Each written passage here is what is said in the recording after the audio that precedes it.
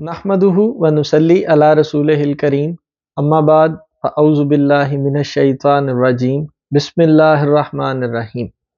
नाज़रीन, आज की इस नशिस्त में मैं आपको खुशामदीद कहता हूँ और आज की इस नशिस्त के अंदर हम बात करेंगे सूरह बकरा आयत नंबर 36 पर।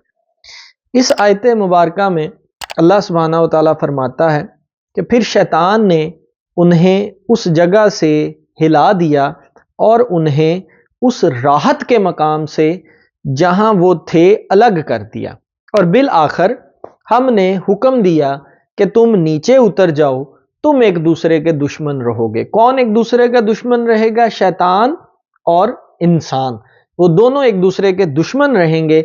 अब तुम्हारे लिए जमीन में ही मुअय्यना मुद्दत तक जाए करार है और नफ़ा उठाना मुकद्दर कर दिया गया है। इसका मतलब जब अल्लाह सुब्हानहू व तआला ने हज़रत आदम को उस दरख्त के करीब जाने से मना किया था, यानी कि हज़रत आदम अलैहिस्सलाम को अम्मा हव्वा के करीब जाने से मना किया था, मिलने से मना किया था, मिलाप से मना किया था, तो क्योंकि दोनों शैतान के बहकावे में थे और शैतान के बहकावे की वजह से अल्लाह तबारक व तआला के हुक्म की नाफरमानी हो गई, तो अल्लाह सुब्हानहू व तआला ये इसी बात की तरफ इस आयत में इशारा हो रहा है कि फिर शैतान ने उन्हें उस जगह से हिला दिया और उन्हें उस राहत के मकाम से, वो जन्नत में थे ना, तो जन्नत राहत का मकाम है, तो जन्नत से निकलवा दिया, मतलब राहत के मकाम से जहां वो थे उन्हें निकलवा दिया। और बिल आखिर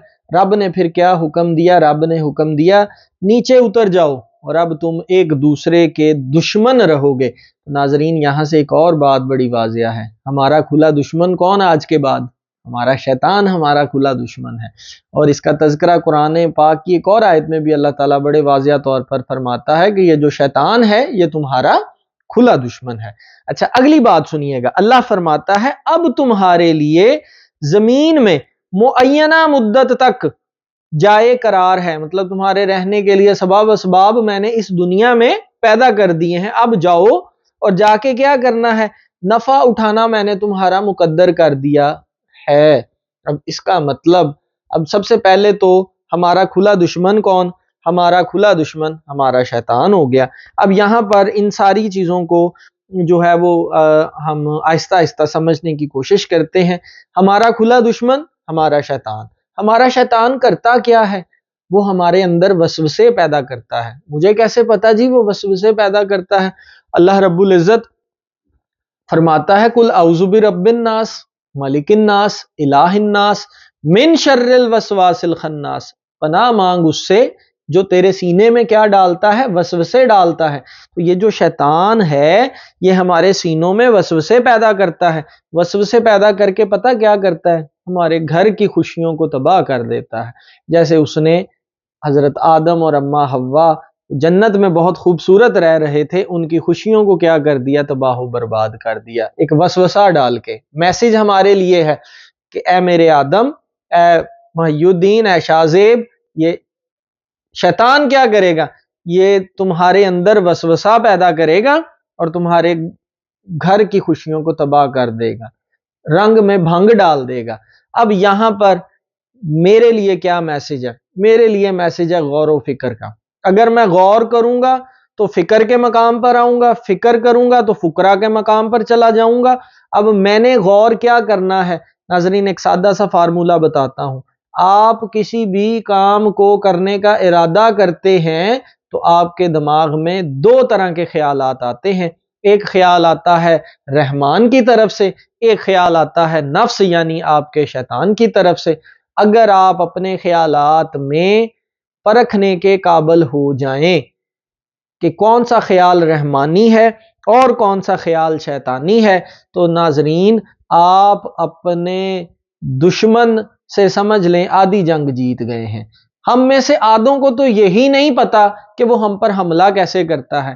तो नाजरीन, वो हम पर हमला करता है हमारी सोच के जरिए, हमारे अंदर वसवसा, हमारे अंदर ख्याल पैदा कर देता है और हम उस ख्याल के पीछे लग जाते हैं। दर हकीकत हमने करना क्या है? हमने उसके उस ख्याल को रद्द करना है اور رحمان والا جو خیال ہے اسے سلیکٹ کرنا ہے اور اس طرف ہم نے اپنا راستہ بنانا ہے اور اس خیال کے پیچھے ہم نے لگ جانا ہے۔ اور یہاں پر ایک حدیث مبارکہ کوٹ کرتا ہوں، اللہ سبحانہ و تعالی آقا کریم نے فرمایا اگر کوئی بندہ اپنے رب کی طرف ایک بالشت جاتا ہے تو رب اس کی جانب ایک ہاتھ کے قریب آتا ہے، اگر کوئی بندہ اپنے رب کے قریب ایک بازو کے برابر آتا ہے رب اس کی جانب 2 بازوؤں کے برابر آتا ہے، اور اگر کوئی بندہ اپنے رب کی طرف چل کے جاتا ہے تو رب اس کی جانب دوڑ کے آتا ہے۔ ناظرین، پہلا قدم کس نے اٹھانا ہے؟ پہلا قدم میں نے اٹھانا ہے۔ میں پہلا قدم کب اٹھاؤں گا؟ جب میں غور کرنا شروع کروں گا۔ اس غور کرنے کا حکم رب قرآن میں کئی بار جو ہے وہ ہمیں دے رہا ہے۔ اگر میں چاہتا ہوں کہ اس دنیا میں رہتے ہوئے میں راحت کے مقام پر رہوں، چیزوں کو سمجھنا شروع کر دوں، تو خود کو غور کے مقام پر لے آئیں، آپ راحت کے مقام پر آ جائیں گے۔ غور کریں گے تو فکر کرنے والوں میں شامل ہوں گے، اور جب آپ فکر کرنے والوں میں شامل ہوں گے تو اللہ رب العزت آپ کو جو مقام عطا کرے گا وہ فقراء کا مقام ہوگا، اور وہ مقام بہت ہی اعلیٰ مقام ہے۔ ناظرین، ایک اور فارمولہ، اپنی سوچوں پر پاکیزگی کا پاسورڈ لگا دیں۔ شیطان کبھی بھی آپ کی سوچ کو چھو بھی نہیں سکے گا۔ اب پاکیزگی کے پاسورڈ سے کیا مراد؟ یہاں پر میں اپنے بابا حضور کی ایک بات جو ہے وہ کوٹ کروں گا۔ میرے بابا حضور فرماتے ہیں، ہمہ وقت یار کی یاد میں غرق رہا کرو۔ اب یہاں پر یار کون ہے؟ آقا کریم کی ذات ہے، محبوب کی ذات ہے۔ ہمہ وقت ہمیشہ اپنے آقا کریم کو یاد رکھا کرو۔ رب بھی تو قرآن میں فرماتا ہے، اٹھتے بیٹھتے کروٹ لیتے کیا کرو؟ میرا ذکر کرو۔ ذکر سے کیا مراد ہے؟ رب کو یاد رکھو، اس کے محبوب کو یاد رکھو، وہ کام کرو جس کا رب نے کرنے کا حکم دیا ہے۔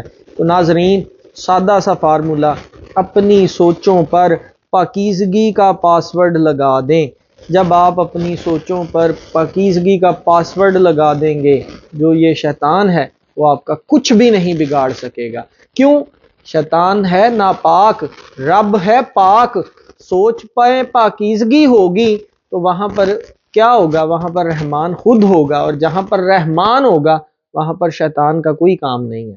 تو اس لیے میری آپ سے گزارش ہے کہ اپنی سوچوں پر پاکیزگی کا پاسورڈ لگا دیں، تو پھر ہوگا کیا؟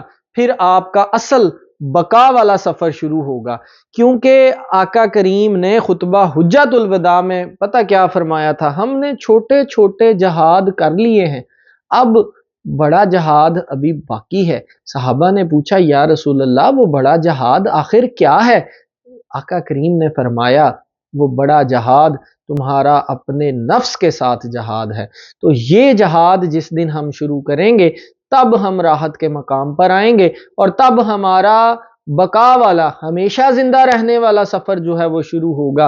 اور جس دن ہمارا تعلق ہماری روح کے ساتھ پیدا ہو گیا تو اس دن ہم اس دنیا میں، رب نے ہمیں کس لیے بھیجا؟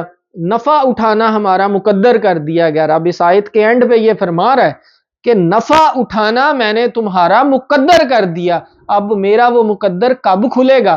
میرا وہ مقدر اس وقت کھلے گا جب ایک محی الدین یہ ظاہری ہے، ایک محی الدین اس کے اندر ہے جو کہ اس کی روح ہے۔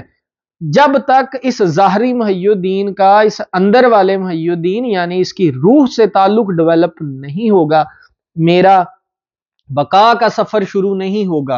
اور بقا کا سفر اگر میں نے شروع کرنا ہے تو مجھے پہلے اپنے شیطان کو شکست دینی پڑے گی۔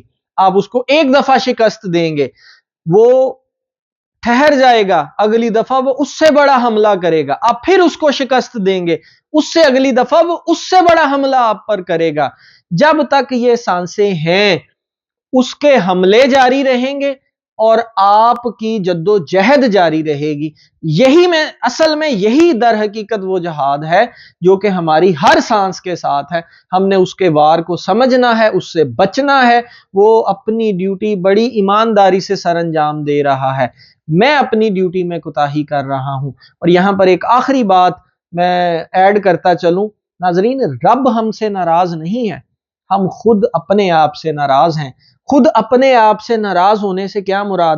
میرا اپنے آپ سے تعلق جو ہے وہ مضبوط نہیں ہے۔ جس بندے کا اپنے آپ سے تعلق مضبوط ہوتا ہے اس کی رب سے دوستی خود ہی ہو جاتی ہے۔ کیوں؟ کیونکہ رب تو اس کے اندر ہی ہے۔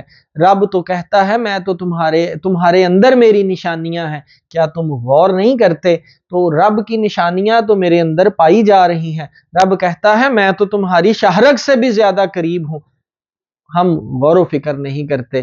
دعا کرتا ہوں اللہ سبحانہ و تعالیٰ سے، اللہ سبحانہ و تعالیٰ اس کائنات کے اندر رہتے ہوئے ہمیں نفع اٹھانے والوں میں شامل کر دے، اور نفع ہمارے مقدر میں لکھ دے، اور نفع ہمارے مقدر میں اسی وقت لکھا جائے گا جب میں خود سے دوستی کروں گا۔ دعا کرتا ہوں اللہ رب العزت ہمیں ان تمام باتوں کو صحیح معنوں میں سمجھنے کی توفیق عطا فرمائے۔